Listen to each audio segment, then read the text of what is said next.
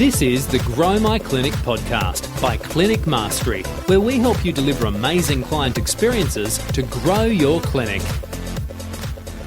Welcome to another episode of the Grow My Clinic podcast. My name is Ben Lynch, and today we have Andreas and Kai from the Physiotutors.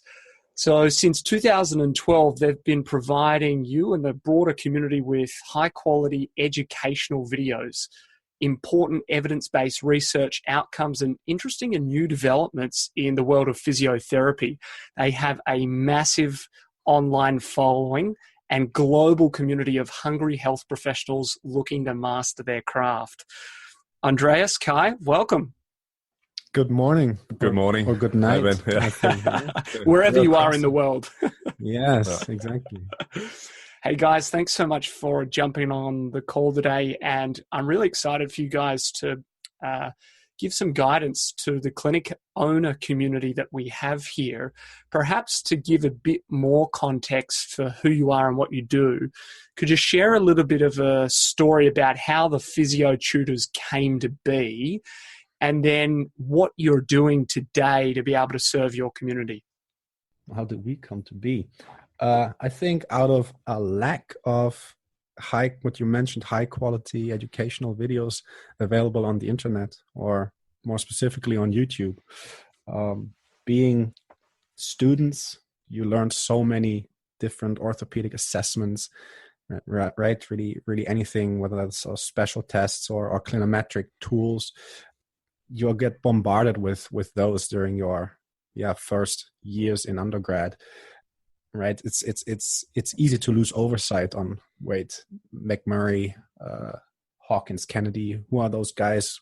What did they do exactly? And you're left with your textbook, even though your lecturers preach that, I don't know, McGee or other books are the Bible. They're good books, but you're left with two pictures with the description of a test on a different page. And we started in 2012, and I think multimedia or the internet is the go-to resource for students nowadays. And I think we pretty soon not abandoned but switched towards looking for resources online instead of just our textbooks or course materials. And we were a bit disappointed on what we found on YouTube as far as demonstrations of those special tests or orthopedic assessments are concerned. And then we thought, I think we can do this better, even though we just started with our education. And then I had a camera, or my dad was generous enough to gift us a camera, and we went ahead and started making the videos, because ultimately on YouTube we either found one of the two. One was maybe a good video, a good demonstration, but the audio visual quality was poor, right? Maybe the video had 200,000 views because it was uploaded back in 2006 when YouTube started. But then that channel maybe had just that one video or maybe two videos and nothing more. So then you're already asking yourself, okay, can I trust this? What's the source of this information? Can I read up on it? And on the other hand, you had channels who were putting out consistent content, or they had a couple of videos, but they were still not exactly what you were looking for. You were looking for maybe one test, and I want to know, how good is that test? What's the statistics on that test?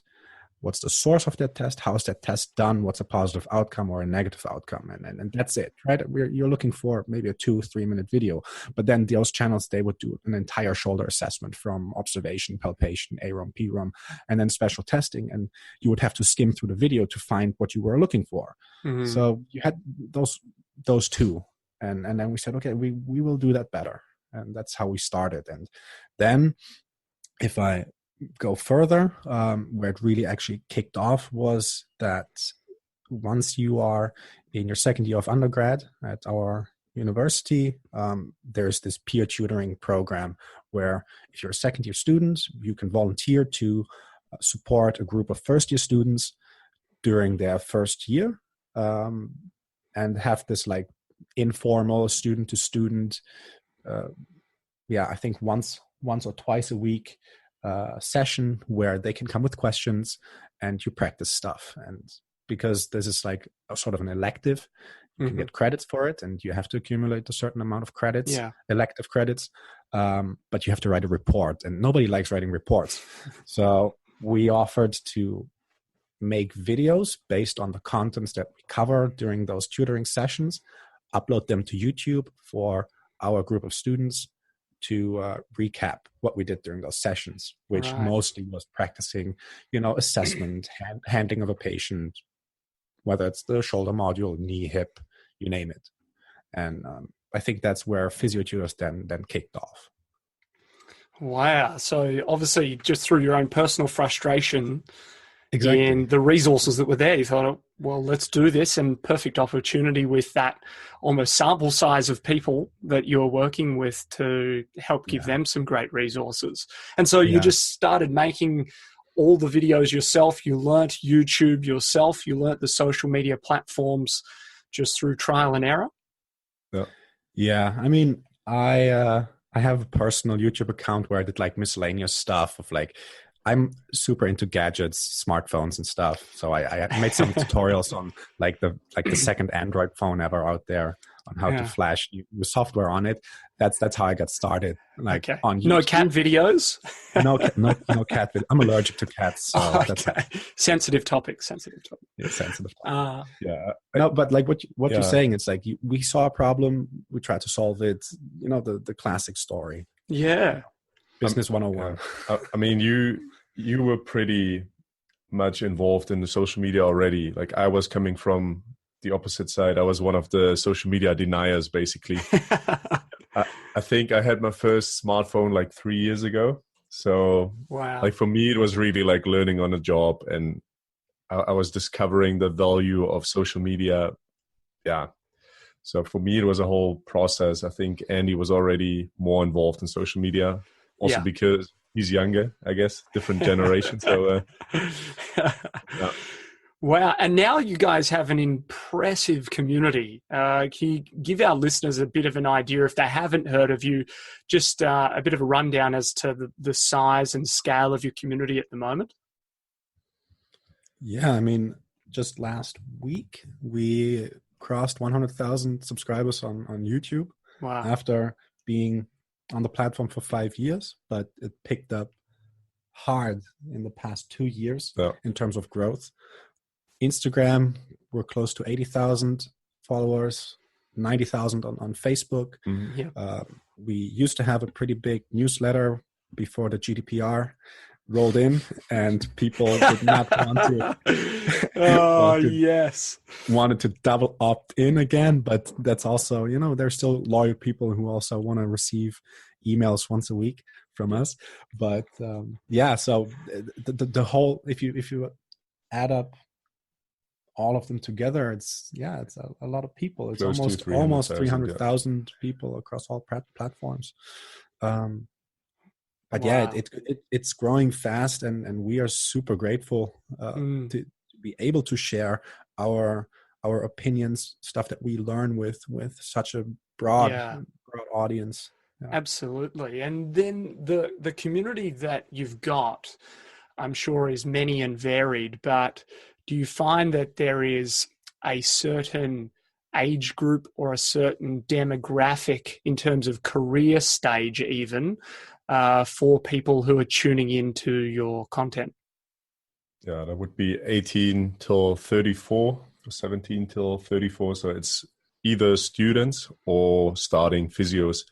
And I think that's also kind of logical. I mean, the content that we produce is directed towards beginning physios or students, but also that's just the age group that uses social media in comparison with the older generations who are maybe more skeptical of social media.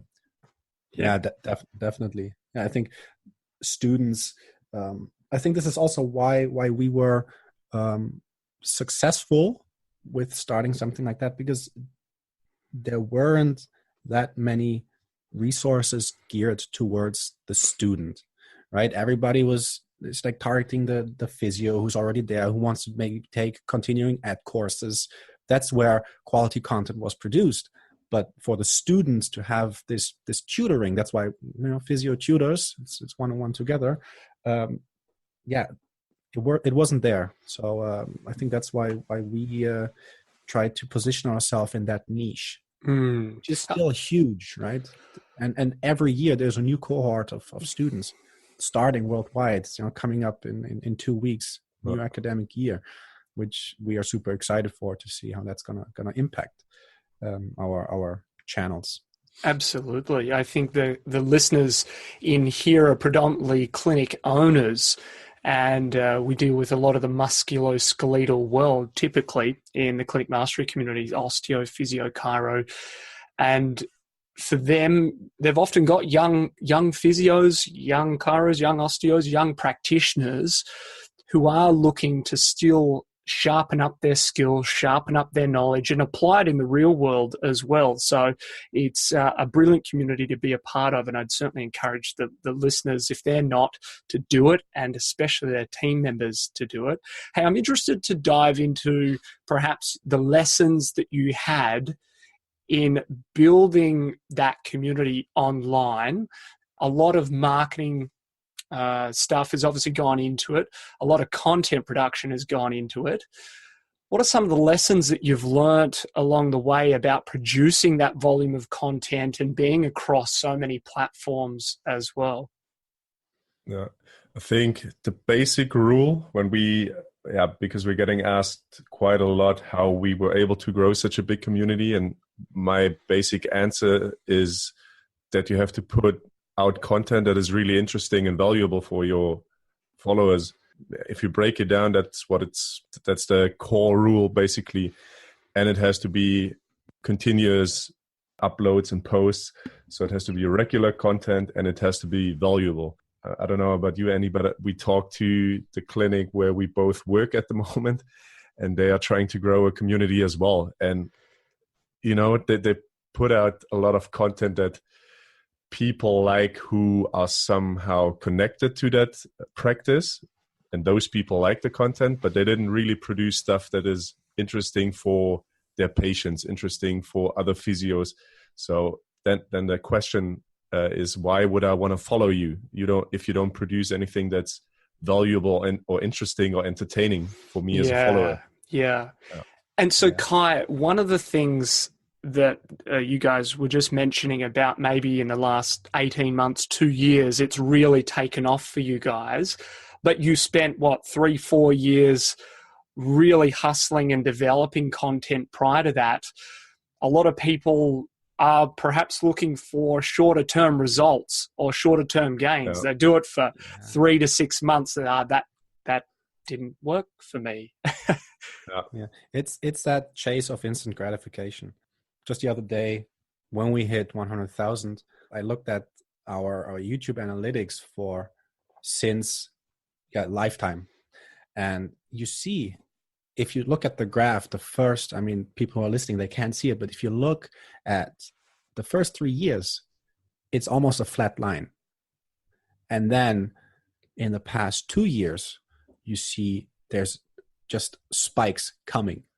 But you have to realize, in that first 3 years, I think we already had more than 100 videos. We produced over 100 videos already on our YouTube channel, which compared to what's happening now, nobody cared about really. But that's the foundation. I mean, you have outliers who, produce one viral piece of content, and then they get so much attention. But, for us, going viral with physio content is pretty tough. Yes.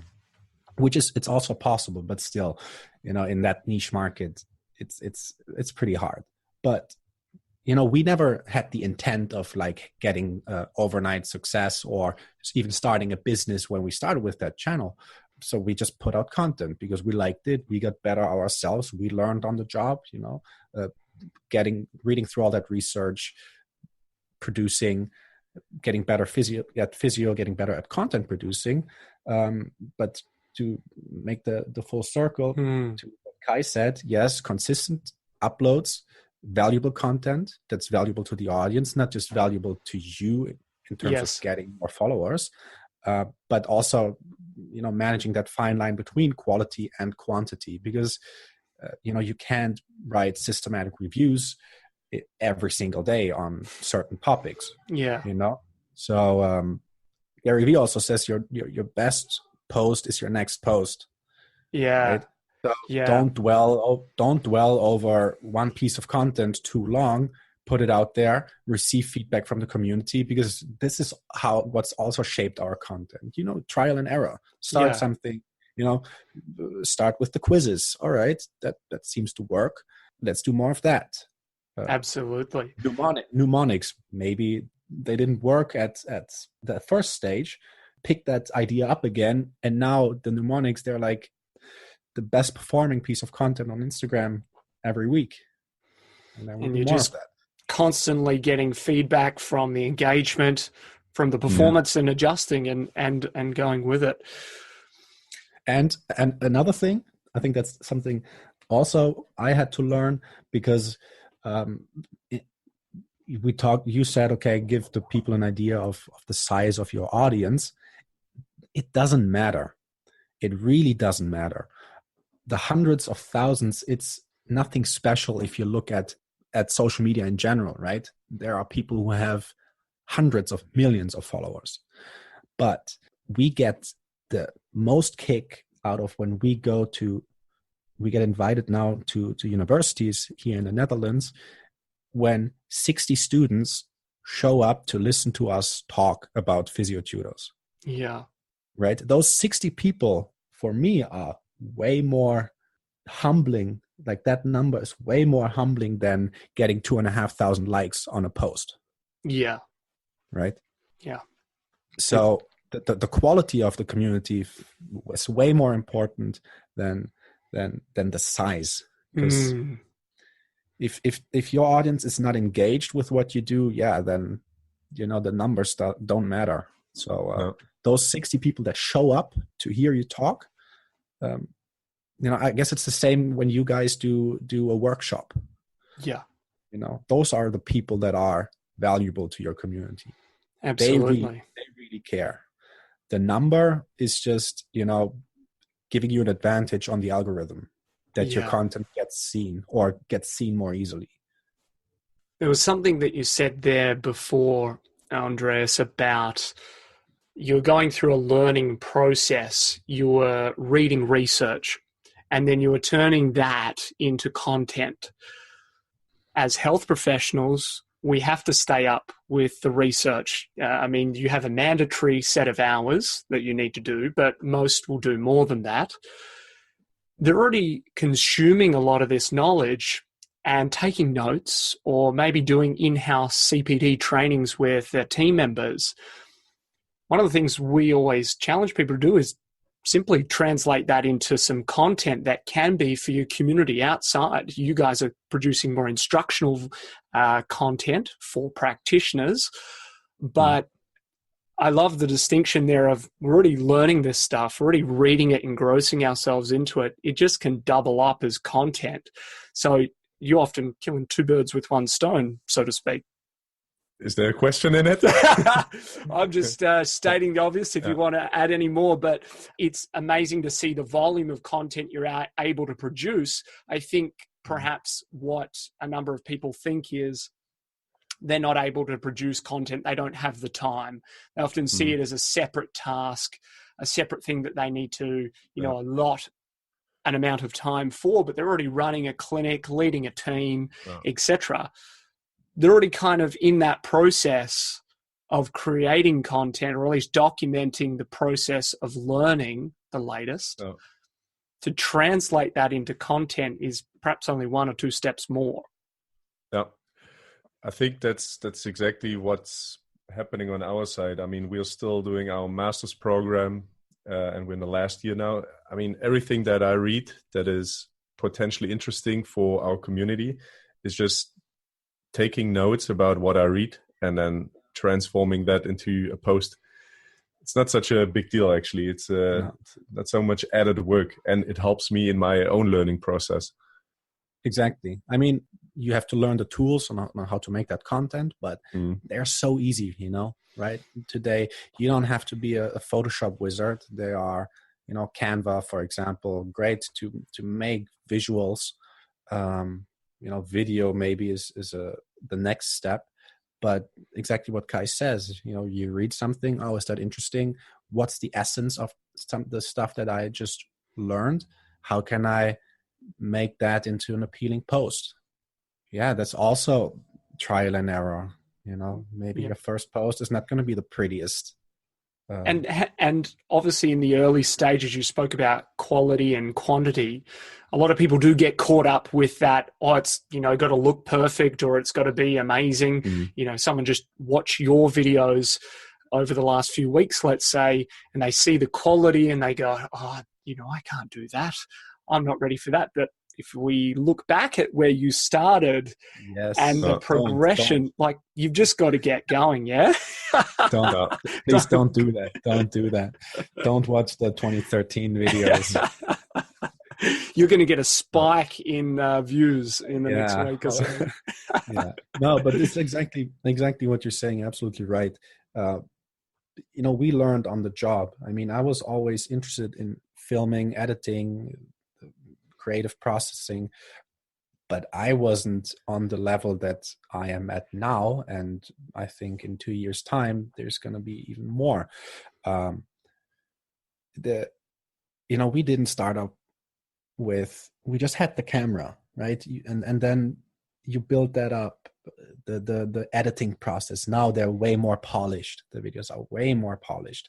Our workflow is way more polished. It's way more efficient.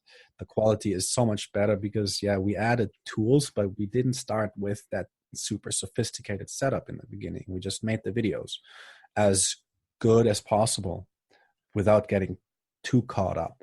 Yeah, I think the quality of our content now is just a result of willing to put ourselves out there.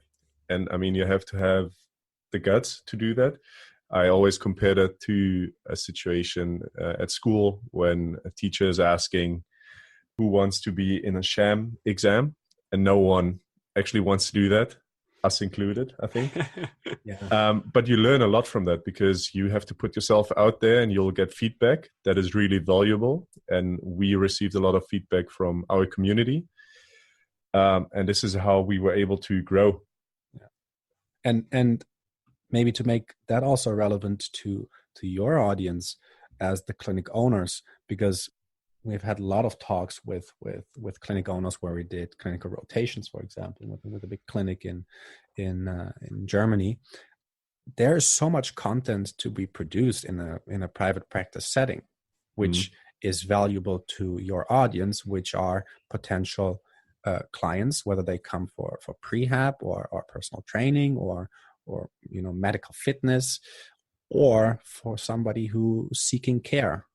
I think nowadays something that patient education for the patient population that you're treating, you can produce so much content.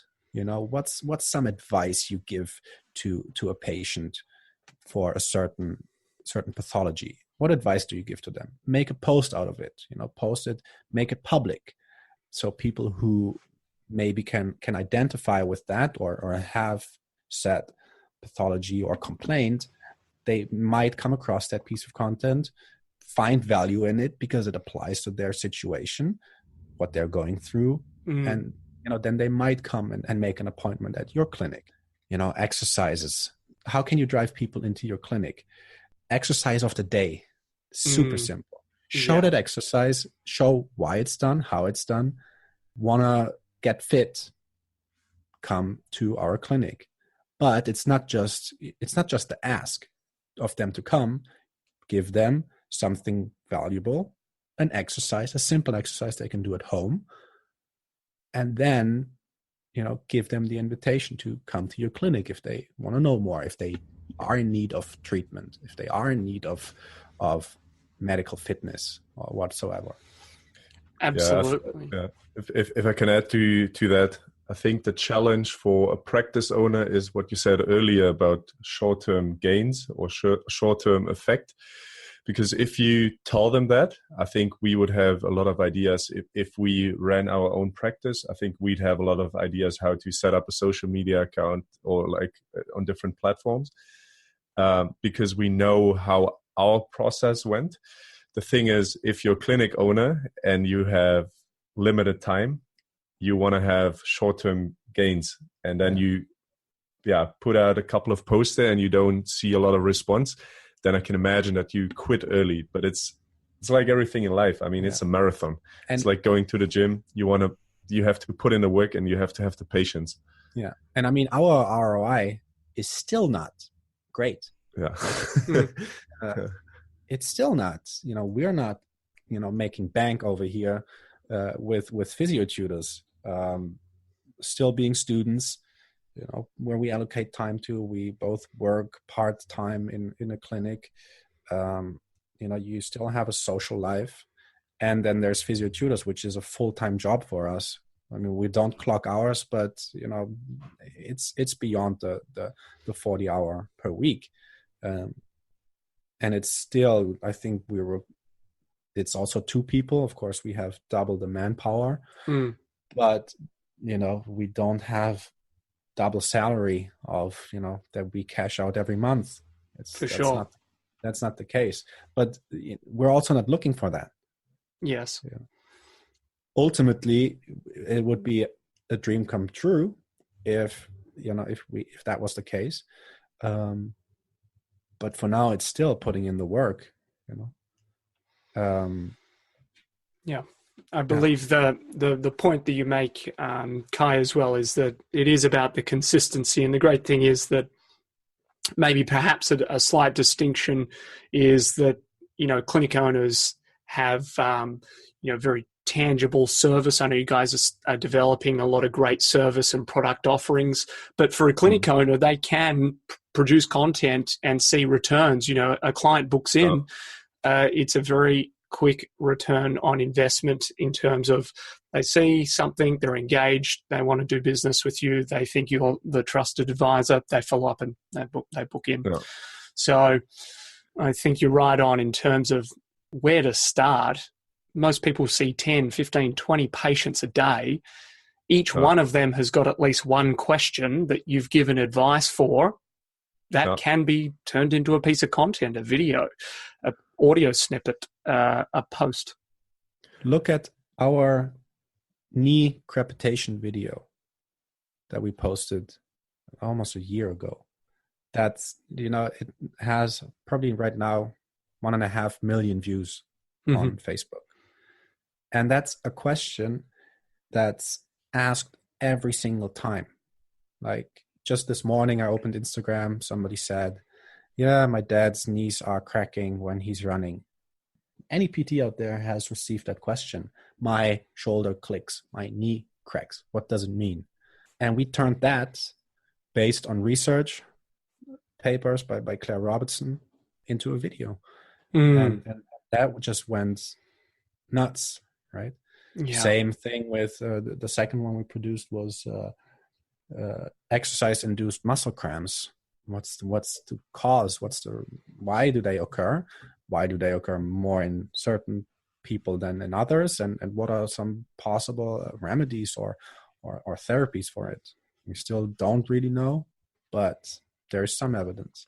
That went viral, I think if I come back to what you just said, if I was a clinic owner and I have a limited amount of time, you don't have to start with a frequency of a post per day, but you could encourage your employees to maybe do one post about what they taught a patient that week. I mean, in the beginning, when we were creating videos, our benefit and our gratification was that we were learning more about the content. Like, people don't care about what you produce so much, but I think our return on invest was that we learned a lot ourselves. Yeah. This is how you can see it maybe as an employee or as a clinic owner, that you try to sum up a topic and you learn more about it and you put it out. That's it. Yeah, that can be like so simple. Like, everybody has a smartphone that shoots HD video and good audio nowadays. It's in the lunch break, right? No. Think about one question, make that selfie video, and explain the question. Okay, today just saw a patient with that question. My answer. No. 2 minutes.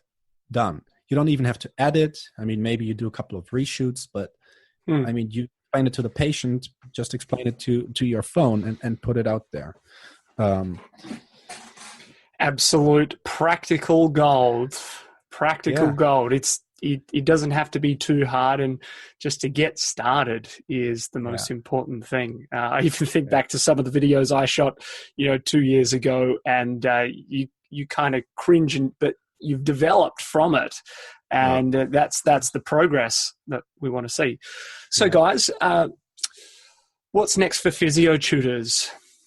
What are you guys working on, and what's developing? Or is that top secret? I think we have a list with like at least 50 ideas that we would like to realize, but we also don't have the time ourselves. I mean, content-wise on YouTube, we've covered a lot of assessments. I mean, there's still a lot of stuff that needs to be covered because we just want to be complete, I guess, as well. But it's kind of logical to move from assessments to treatment. I mean, we're doing our masters in manual therapy, so that's a logical step content-wise for the videos.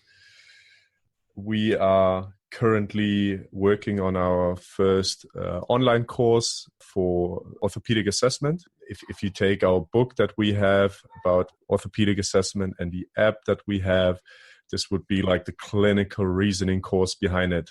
So, I mean, it's good that we cover all those tests, that we explain them, but I mean, your clinical reasoning is way more important, and this is what we're trying to cover behind this orthopedic assessment online course that we are hoping to publish before September. So, or maybe, you've committed now. The thing is, those projects are huge. I mean, we've been working on it for like 2 years, and then we thought, okay, we should be able to publish it now, but then you for sure tweak it here and there, and then it's a huge process. And it's a huge course. It's not just it's not a webinar. It pretty much covers content of an entire academic year and beyond. Yes. If you look at your undergrad, it's an entire year of content covered. Wow. But I think it's going to be a really valuable resource for somebody who's starting out as a physio, or even new grads, or somebody who wants to brush up on that content. But yeah, based on that platform, we want to build on that platform of producing valuable online courses, because I think some people who follow us closely know that we've done our bachelor's thesis on blended learning in healthcare education and the value of blended learning. So we want to translate a lot of that knowledge into valuable online resources, because there's still also a good chunk of work to be done.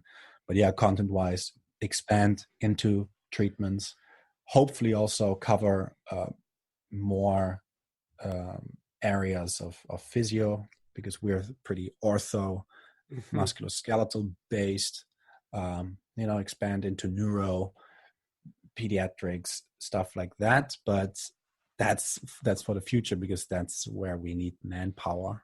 Yes. Because, you can't be a jack of all trades. Our focus is musculoskeletal, and the rest then maybe somebody else. But other than that, it's grow, provide valuable content day in, day out. And yeah, the list goes on and on. Exciting. Not even talking about producing content targeted at lay people, at the general population, which we kind of touch on with like stuff like, why do my knees crack and why do muscles cramp? But there's so much stuff to be done. It never gets boring. That's the way it should be. Never boring. Yeah. Well done, guys. Hey, for all the listeners, I think you guys are available on every social media platform, or the main ones: Facebook, YouTube, LinkedIn, Twitter, Instagram. Newsletter. newsletter. Physiotutors.com. Help boost the list again after. Yeah. I feel you. Hey guys, thanks so much for chatting today, sharing a bit of an insight into your story and encouraging the clinic owners who are listening in to just get started with their content production and get moving with educating their community and positioning themselves really as some trusted advisors, some places for health and wellness where their community can come to. So thank you so much. Thanks No for worries. having us. Yeah. Awesome.